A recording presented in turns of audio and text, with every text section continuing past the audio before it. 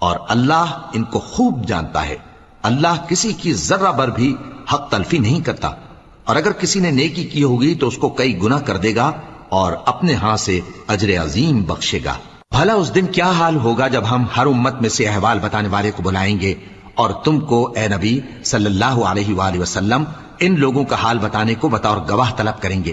اس روز کافر اور پیغمبر کے نافرمان آرزو کریں گے کہ کاش ان کو دھسا کر زمین برابر کر دی جاتی، اور وہ اللہ سے کوئی بات چھپا نہیں سکیں گے۔ مومنو، جب تم نشے کی حالت میں ہو تو جب تک ان الفاظ کو جو منہ سے کہو سمجھنے نہ لگو، نماز کے پاس نہ جاؤ، اور جنابت کی حالت میں بھی نماز کے پاس نہ جاؤ یہاں تک کہ غسل کر لو۔ ہاں،